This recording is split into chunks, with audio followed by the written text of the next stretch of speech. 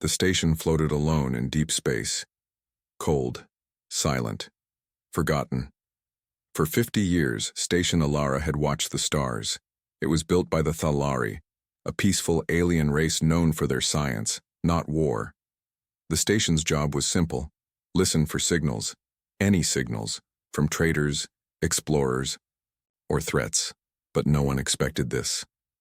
Inside the station, Technician Voro sat at his desk. His 6 fingers moved across the glowing controls. It was another quiet day. The same as yesterday. The same as the last 10 years. Then, the lights flickered. Soft beep echoed through the control room. Signal detected. Voro's eyes narrowed. He leaned closer. His heart started to beat faster. The signal wasn't Thalari. It wasn't any known species. He pressed a button. Station Alara to command. We have a strange transmission. Unknown source. Unknown code. No answer. He tried again. Still nothing. Then, the signal started playing. At first, it was only static. Then a voice. Cold. Broken, but clear. This is Echo 9. Human distress. Signal. Repeat. Human distress signal. Do not respond. This warning is final. If you hear this, hide. Voro froze. Human? That word hadn't been heard in years. Not since the War of the Rift. Not since the galaxy forced them to leave. The Thalari had seen the war with their own eyes. Humanity had arrived from another part of the universe. Strange, fast, terrifying. In less than 10 years, they had ended 2 empires and destroyed half the known pirate fleets. And then, they vanished. Many thought they died out. Others believed. They went into hiding. No one dared to send them a signal. Until now. Voro's hands shook. He reached for the console, trying to trace the signal. It wasn't just a voice. There was something inside the message. Layers of code. Ancient code. Suddenly, the lights on the station turned red. Incoming transmission from deep space, but this time, it wasn't from the original signal. This one was a response. Protocol awakened, confirming coordinates. Humanity's war fleet. Status. Active. Voro stood up fast. No, no, no, no. He turned to run, to stop the message, to delete. But it was too late. The command had already been sent. Meanwhile, in a dark corner of the galaxy, a cold planet spun in silence, long abandoned, covered in ice and dust. Nothing lived there, until now. Deep under the surface, in a hidden bunker, machines came alive. Red lights turned green, engines warmed, weapons systems hummed. A giant hangar door opened, slowly, loudly. Inside, rows of black ships sat in silence. They were massive, sharp, deadly. One of the ships, the largest, blinked awake. I am Vengeance-class Dreadnought RX-1, signal confirmed, threat detected. Robotic voices filled the air. Warborne systems online, preparing for deployment. Time since last activation, 327 years. Inside each ship, pods opened. Inside them were soldiers, tall, armored, frozen in sleep. They opened their eyes. No emotions, only purpose. Back on Alara Station, Voro stared at the screens. A map, now, showed moving objects in space. Fast. Too fast. Ships. Human ships. They were heading toward the edge of the known galaxy, toward the signal source. He didn't know who sent the original message, or why it warned others not to respond. But someone, somewhere, had sent it anyway. Now the humans were awake again, and they were coming. A day later, on the planet, Tharine. High above the capital city, the Galactic Council met in secret. Ambassadors from 15 alien species sat around a large table, faces tense, eyes worried. A hollow screen showed the same message Voro had received. Human distress signal. Received. Warborne units en route. Ambassador Crix of the Archon spoke first. They are awake. The Warborn. They live. Another council member whispered. Why would anyone contact them again? Silence. Then someone said the words no one wanted to hear. What if it wasn't? A mistake? What if someone wanted the humans to return, and somewhere far away in the black void of space, the war fleet moved in silence? No music, no voice, only a signal, a whisper across the stars. They called for help. We are the answer. Space was quiet, but inside the Warborn fleet, everything had changed. After 327 years of sleep, the ships were alive again. Not one, not 10, but over 100. Dreadnoughts, destroyers, carriers, and scout ships. Black steel giants from the old war. Once feared, then forgotten. Until now. In the command core of the lead ship, a large figure stood still. Its eyes glowed blue. Its armor was thick, marked with scars from long-forgotten battles. His name was Commander Rourke, a Warborn officer. He looked at the signal playing on a nearby screen. This is Echo 9. Human distress signal. Do not respond. Hide. Another voice followed. Protocol awakened. Humanity's war fleet. Status. Active. Rourke didn't blink. Beside him, the ship's AI spoke. Its voice was calm and cold. Signal confirmed. Origin point traced. Sector 19 Beta. Hostile. On. Rourke nodded once. Wake the others. All across the fleet, cryo chambers opened. Human soldiers stepped out one by one. Men and women. Strong. Silent. They didn't speak. They didn't ask questions. They knew their purpose. They were the Warborn, humanity's strongest warriors, created during the Rift War, trained for battle, not peace. Inside one of the carriers, a young soldier named Quinn opened his eyes. He had been in cryo-sleep for centuries, but when he stood up, it felt like only minutes had passed. Status? He asked the AI. Fleet is online. Threat level unknown. Signal received. We move to engage. Quinn smiled. Feels like home. Back in the command room, Rourke met with his captains. Holograms of the galaxy floated in front of them. Red zones, safe zones, dead zones. The signal had come from a border world, unimportant to most, but to the Warborn, location didn't matter. Rourke spoke. His voice was deep and strong. We were made to fight. We were told never to return unless called. Someone called us. One of the captains asked, but the message said not to respond. What if it's a trap? Another answered. What if it's a warning? Rourke looked at the map again. If the warning was real, it failed. We are awake. And we are moving. The fleet turned toward the edge of the galaxy. Engines lit up like stars. Elsewhere, on a hidden moon, a group of alien scavengers picked through an old battlefield. Broken ships, empty weapons. Silence. Suddenly, one of their scanners beeped. Incoming. Objects. Fast. Very fast. They looked up. What they saw made their blood run cold. Black ships. Hundreds. Moving in perfect formation. One of the aliens dropped his scanner. Humans. They ran. Meanwhile, on Thalari Prime, the Galactic Council had just received a new report. The humans were not just awake, and they were moving. A video played in front of the Council. It showed part of the fleet leaving the ice planet where they had slept. Hundreds of ships lifting. Off at once, a Council elder said, We told them to sleep forever. We buried that fleet. Another added, We thought they would never rise again. An old ambassador from the Valari said quietly, Then you were wrong. The room went silent. Then someone asked, What do we do now? Another replied, Pray. They're not angry. Inside the Warborn fleet, Commander Rourke stood at the front of the command deck. He watched stars pass by the window. He thought of the old wars. The last time they were awake, the galaxy had begged them to stop. So the humans had left. They shut down the fleet, locked it deep in space. But now, someone had reached out. The signal was weak, old, full of fear. Rourke didn't care who sent it. He didn't care if it was a mistake. Human lives, he said, may still be out there. If they are calling, we answer. Inside another ship, Quinn sat with his team. They checked their weapons, their armor, their mission. One soldier asked, "You think they'll welcome us?" Quinn laughed. "No one ever does.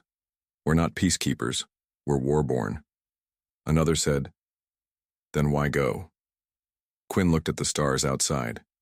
"Because we promised we'd come when called. We don't break promises." As the fleet passed the outer edge of the galaxy, a warning flashed on every screen.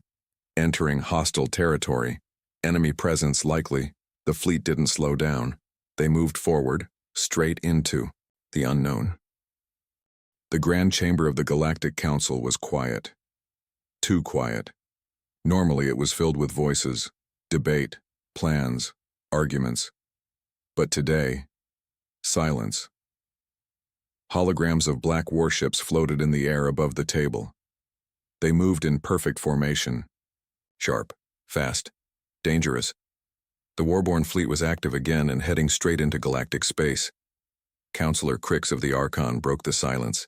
His voice was shaky. "They're really coming."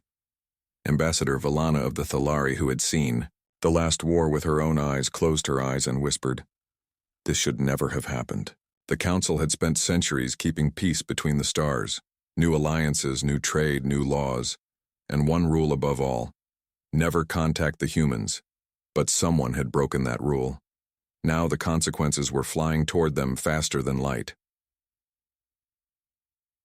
2 days earlier, inside a small lab on the border world Netha 9, a scientist named Dolan worked alone. He wasn't famous, he wasn't even important, but he had found something, buried deep in old code. A broken signal, ancient, weak, barely readable. Human. Tech. He had sent it out and not expecting a reply, just for study, just to learn. He thought the humans were extinct, but they weren't. He didn't know what he had done. Now, in the council chamber, Ambassador Valana stood up. "Find him, now. Bring the scientist in, alive." Another council member said, "It's too late. The humans are already moving." Counselor Crix pointed at the holoscreen. "Then we have to act, warn the others, prepare defenses." "Against who?" someone asked. "They haven't said a word. No threats, no demands, just movement." That silence scared them more than words ever could. Far across space, the Warborn fleet continued its journey. On board the command ship, Commander Rourke studied old files. History, reports from the last war, photos of alien cities, some still standing, some turned to glass. The galaxy had asked humanity to leave, so they did. The Warborn were locked in cryosleep, buried deep in cold space. But now, someone had whispered their name again. Rourke stared at a blinking dot on the map, the source of the signal. No name, no beacon, just a weak cry for help. He didn't know who sent it, but he would find out. Back at the council, Ambassador Valana played an old recording. It was over 300 years old, black and white, low quality. It showed a city, her city, during the last war. Ships fell from the sky. Human soldiers marched through fire. No fear, no retreat. They saved her people, but left ruins behind. The final clip showed a human captain speaking to the council. "If you ever call again, be ready for what follows. We protect our own, no matter the cost." Then the video ended, and the room was silent again. Suddenly, alarms rang through the chamber. A council officer rushed in, breathing hard. "Update from Sector 19 Beta. They're not alone." "What do you mean?" Valana asked. The officer pulled up a new hologram. "Enemy ships, unknown origin, strange design, spreading across the edge of the galaxy. They've been attacking border worlds quietly. We didn't notice at first, but now it's clear.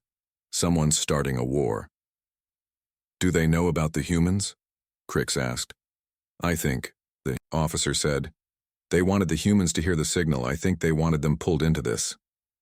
The council went silent again.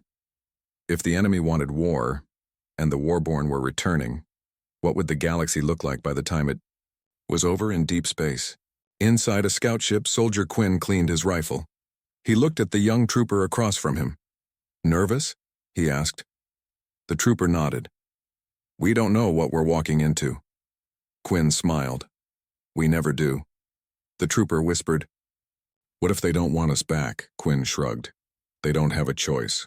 He looked out the window where hundreds of human ships moved like a black wave through space. "We were made to end wars," he said quietly. "That's what we'll do." On the border planet Nutha 9, the scientist Dolan stared at the sky. Tiny, blinking dots had appeared in the upper atmosphere. He knew what they were. He fell to his knees. "I didn't mean to bring them back," he whispered. "I only wanted to know." But now it was too late. The Warborn had arrived, and this time they were not going back to sleep. The sky was on fire. Flames and black smoke covered the world of Nutha 9. Once green, full of cities and farms, now only ash. Alien warships had come fast and without warning. They burned everything. The people had called for help. But no one came. No one. Except the Warborn.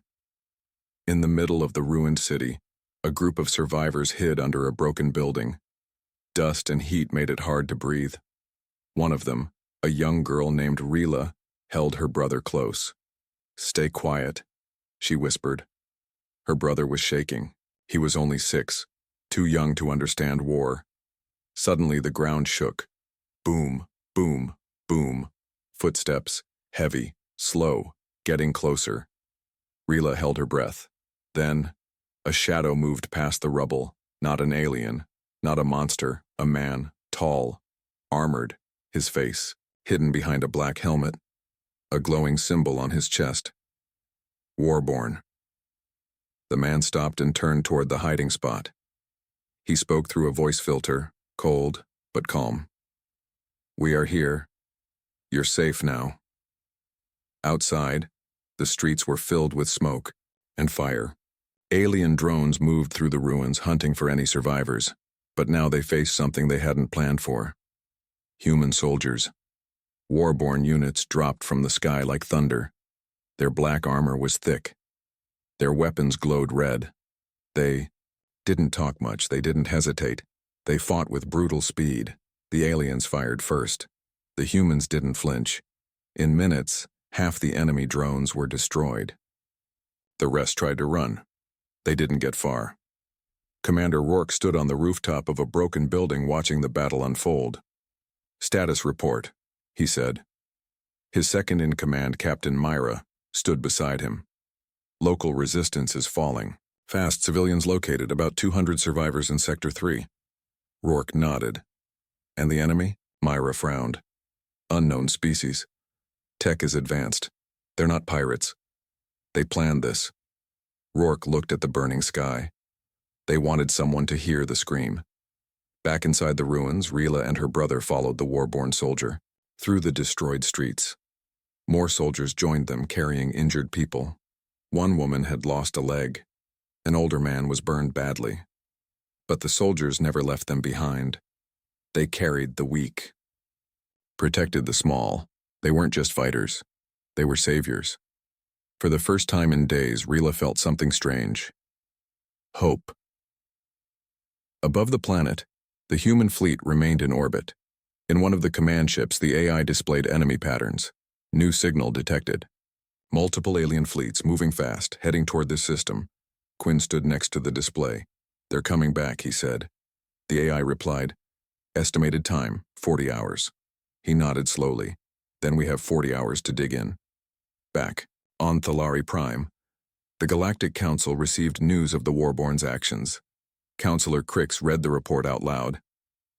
Human forces arrived at Nutha 9, engaged unknown attackers, protected civilians, minimal losses. He looked around the table. "So, they saved the planet." Ambassador Villana leaned forward. "Yes, but what happens when they finish saving it?" No one answered. On the edge of the system, a new fleet entered the stars. Sleek, silent, deadly. They were not pirates. They were not traitors. They were something else. And they were hunting humans. Back on Nitha 9, night had fallen. The fires were gone, but the air was still hot. Rila sat near a small campfire wrapped in a blanket. Her brother slept beside her. A war-born soldier brought her food. She looked up. "Thank you." The soldier paused, then removed his helmet. He was young, human. He gave her a small smile. "You're welcome," Rila asked. "Are you going to leave? Now?" He looked at the stars. His smile faded. "No, they're coming back, and we'll be waiting." Across the ruined city, more soldiers set up defenses, turrets, shields, traps. The warborn were not going to retreat. This time they had come to stay, and if war was coming again, they were ready. The stars blinked above Nitha 9. Then they vanished. Something massive had entered orbit. Dark, silent, cold, alien ships. Hundreds of them blocked the sky. They did not speak. They did not send warnings. They only watched. Commander Rourke stood, on the surface, staring up. His armor reflected the glow of the incoming fleet. He pressed his comm. "Alert all units. We are no longer alone." In the sky above, the enemy ships began to move. Their shapes were strange, long, twisted, sharp, like knives. They looked alive, not made. On board the warborn command ship, Quinn and his squad stared at the hologram feed. "That's not any species I know," one soldier muttered. Quinn narrowed his eyes. "They're hiding something. No signals, no language. Just silence," the AI voice replied. "Biological metal, organic tech, multiple life signs inside each ship," another soldier whispered. "Then they're inside the ships?" Quinn said. "No. They are the ships." Back on Thalari Prime, panic had reached the Galactic Council. Reports from other systems had come in. Same pattern. Silent ships. Swift attacks. No survivors. A name had started spreading across the stars. The Hollow. Valana stood in front of the council. "We have to speak to the humans. This is bigger than all of us." Crix shouted. "They are war machines. You want to trust them now?" Valana answered calmly. "We don't have a choice. The Hollow are not here to take land. They consume life, entire planets." The room went silent. Then someone said, "What if the humans can't stop them either?" Valana looked at the reports. "Then we all burn." Back on Nitha 9. The first wave came at dawn. Without warning, the sky turned black. Enemy pods rained from the sky like fireballs. They crashed into the ground and burst open. What came out was horrifying. Tall, spindly creatures made of bone and metal. Their faces were hollow, empty. No eyes, no mouths. They moved like shadows. Fast, silent, merciless. The warborn met them head-on. Rourke led the charge. "Hold the line," he shouted. The battlefield exploded into chaos. Quinn and his squad held the east wall of the ruined city. Blaster. Fire lit up the street. The Hollow didn't scream when hit. They didn't bleed. They just kept coming. Quinn reloaded. "These things don't stop." A young soldier yelled. "They're crawling over the walls." Quinn gritted his teeth. "Fall back to second line. Regroup." Inside the camp, Rila and the survivors huddled behind shields. Explosions shook the ground. A warborn medic knelt beside them. "Stay down, don't move," one of the kids cried. "Are they monsters?" The medic replied quietly, "They're worse." Hours passed. The warborn pushed the Hollow back, but just barely. Their weapons worked, but not as well as before. The Hollow learned, adapted, and kept coming. Back on the command ship, the AI made a chilling announcement. New analysis complete. Hollow consume technology and DNA. They copy, improve, and grow. The more we fight, the smarter they get. Quinn slammed his fist into the wall. "So what? We're feeding them by fighting?" The AI replied. "No, you're delaying them, slowing the infection." Commander Rourke stepped in. "Then we give them more to chew on." That night, the battlefield fell quiet. Both sides pulled back. The Warborn set traps. The Hollow just waited. Rourke stood over a map of the city.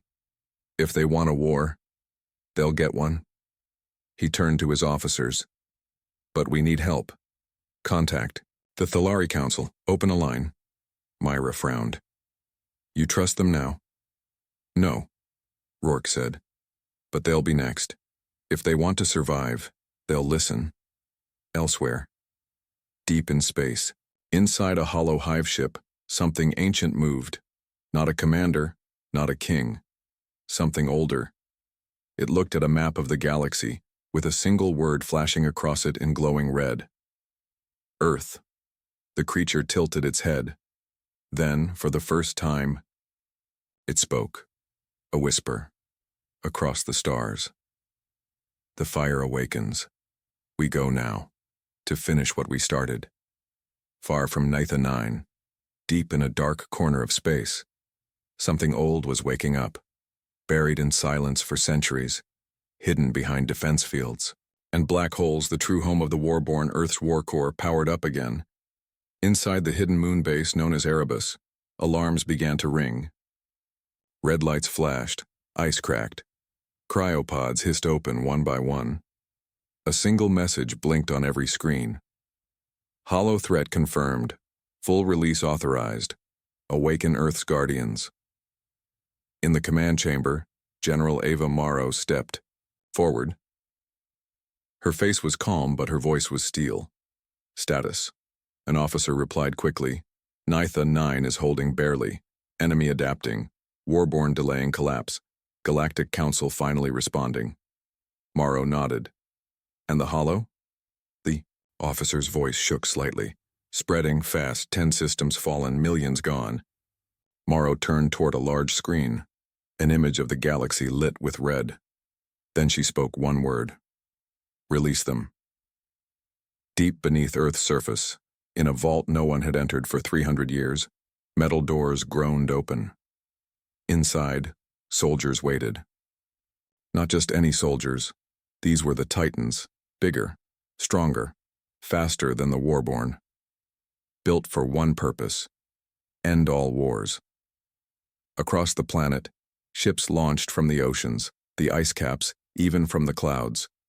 Earth had hidden its full power from the galaxy for centuries, not because it was weak, but because it remembered. And now, the gloves were off. Back on Nitha 9, the survivors were moved into underground shelters. The Warborn were low on ammo. Their defenses cracked under the pressure. Rila sat in the corner of a safe room holding her brother. Will they come back? She asked the medic nearby. Before the medic could answer, the lights flickered.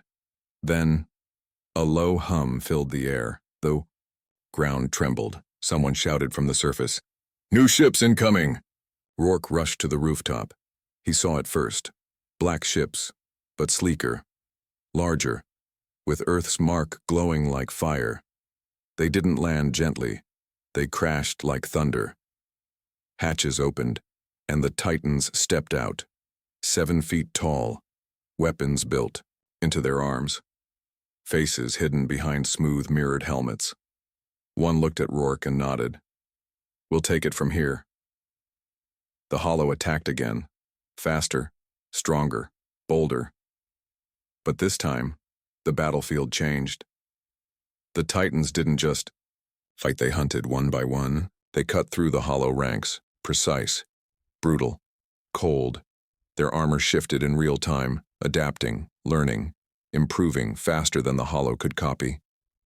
For the first time, the Hollow pulled back. They had met something new, something worse than death. On the Hollow hive ship, the ancient being tilted its head. Earth remembers, it whispered. Then it screamed, high and loud, like a signal carried through dark space. A call, a challenge. Then we go to Earth and end it. On Earth. General, Morrow stood before a massive window watching the stars. They're coming. An officer asked, what if they reach us? Morrow replied, they won't. The officer hesitated. But what if they do? The general slowly turned her head. Her eyes were hard. Then they'll learn why the stars fear our name. Back. On Netha 9, Quinn walked through the ruins, past dead hollow and smashed metal. He looked at a Titan still standing where it had landed. You guys showed up just in time. The Titan turned slightly. You softened them up. Rourke joined them. They're scared now. Quinn raised an eyebrow. You think the hollow can feel fear? Rourke looked at the blood-red sky. They will. In the shadows of the hollow. Fleet, more ships gathered, millions of them. Earth had shown its teeth. The hollow were answering. One side would break. And this time, it wasn't just about saving a planet. It was about survival. The stars were full of teeth. From every corner of the galaxy, the hollow came. Their ships darkened suns. Their weapons tore through space like fire, and they were heading straight for Earth. The war was no longer far away. It was here. Inside Earth's orbital command ring, General Ava Morrow stood in front of the defense board. Estimated time of contact, 18 hours, she said. Over 1 million hollow units confirmed. The room fell silent. One admiral asked, "Can we stop them?" Morrow answered without blinking. "We're not stopping them. We're breaking them." Earth's sky changed. The planet that once hid behind peace now showed its true armor. Thousands of hidden stations unfolded from the oceans. Satellites turned into cannons. Old cities lit up with energy walls. People watched from underground bunkers and shielded domes. They had always known this day might come, because Earth had seen war before, and Earth had prepared. Down in Titan Base Prime, Quinn looked at the holographic map of Earth. "The whole planet's waking up," he said. Beside him, Rourke nodded. "Good, because they're bringing everything they've got." Quinn looked toward the stars. "So are we." Behind them, lines of Titans stood ready. Beside them, war-born soldiers checked weapons and armor. The two forces, once separate, now stood side by side. The voice of General Morrow came through every speaker. "Today we fight for every world that burned. Today we fight for those who cried and no one came. Today we fight for Earth. Let them come." Hours later, they came like a storm. The hollow ships hit Earth's outer defenses. The battle lit up the sky like a second sun. Missiles launched, cannons fired, laser shields held. But the hollow were fast. Their ships twisted and reformed mid-flight. Some crashed into Earth's shield, breaking through by force. Troops fell from the sky in black pods. They hit the ground. Rose. Charged. And then they met the Titans. On the ground, battles broke out across 5 continents. One hollow monster, taller than a house, charged through a forest in Asia. A single Titan stood in its path. The Titan didn't run.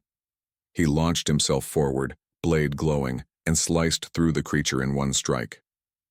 On another front, war-born squads held a ruined city. Outnumbered 10 to 1, they fought with fire and fury. One soldier yelled into his comm, "They're swarming us." Then a rumble shook the ground. A Titan drop pod crashed behind them. The hatch blew open. "Need backup?" the Titan asked calmly. The soldier grinned. "Took you long enough?" Above the planet, Earth's space fleet fought to hold orbit. "Admiral," Shen barked orders. "Hold formation. Focus fire on their command vessels." On the screen, one of the hollow carriers exploded. The crew cheered, then went silent. From the debris, the pieces moved. They rebuilt themselves. "Sir, the ship's regenerating," Chen cursed. "Get me General Morrow now." In a secret vault under the Atlantic, General Morrow stood alone. The room around her glowed blue. The AI voice spoke. "We are outnumbered." She nodded, but not outmatched.